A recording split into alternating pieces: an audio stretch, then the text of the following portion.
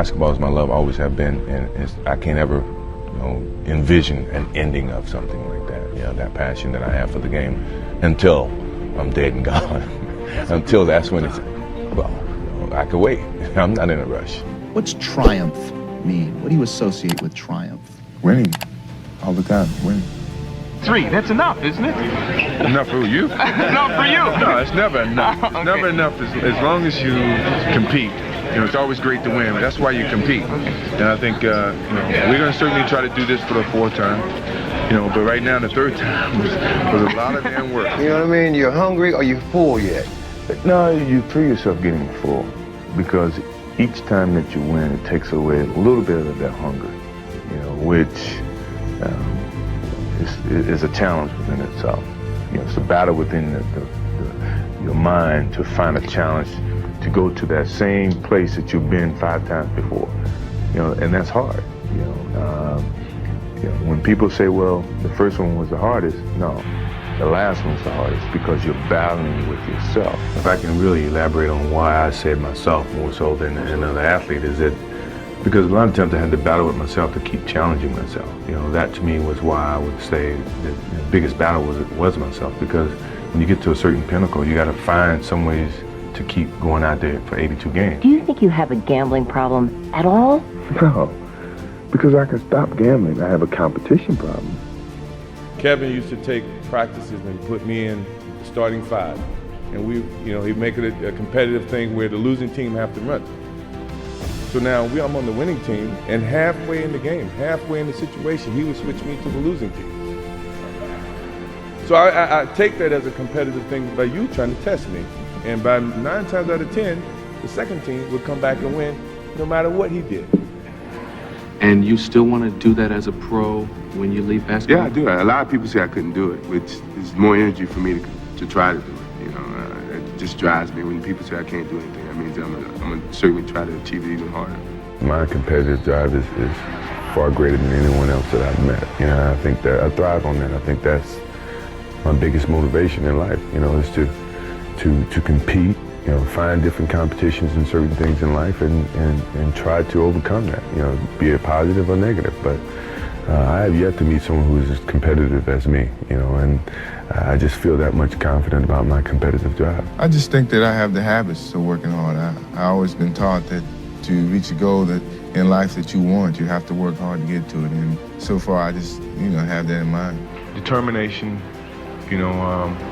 what your motives are, what your ambitions were from the beginning. It's been a lot of soul searching in terms of it's easy to sit back and say, well, I've given my best. I'm tired. Somebody else got to do it or whatever. I didn't take that approach. I thought positively and said whatever I could do, every little inch of energy that I have, I'm going to try to provide for this team. I mean, if you give up, then they give up. So I didn't want to give up.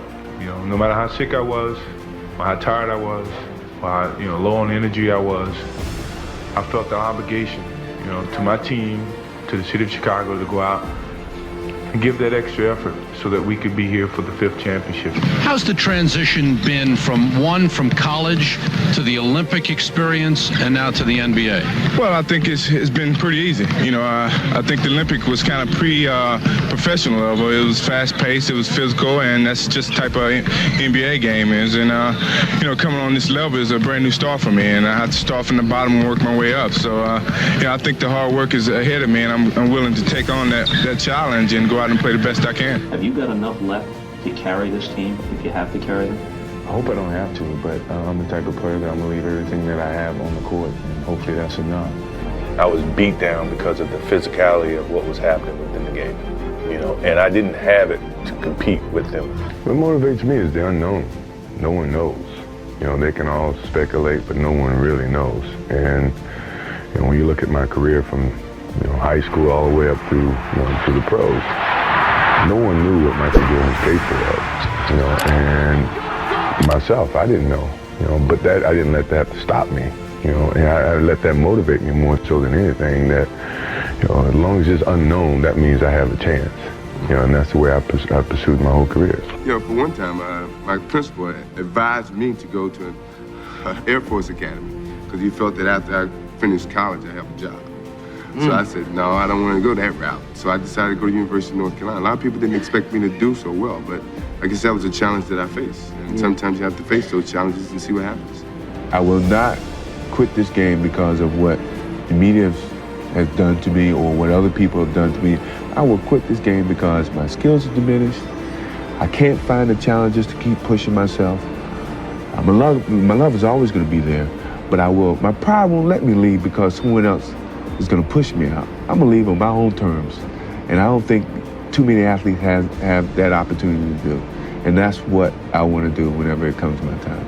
Well, I just tried to. They made me work on the offense as well as on the defensive end, and it's always great to go against some challenges like that and just see how you stack up against some of the best two guards in the league. And I think when our team winning has really put some pressure on them because they hadn't really had the help that I've had on the offensive end as well as the defensive end. So I'm happy with the way I played against both of those guys. I mean, that's just one game, and I'm pretty sure they was as excited as I was to compete again. 3 years of playing some solid basketball. Scottie Pippen and I have played basketball for, almost 12 straight months, and now, it took its toll on us. But we had so much desire and determination to get to this point that we were not going to give up. At least if we were going to go down, we were going to go down fighting with every energy that we had. We were going to put on the basketball court. It was tough. It was tough in the sense that I was more competitive than I ever was because I wanted to win more than I ever did, because of some of the bumps in the road.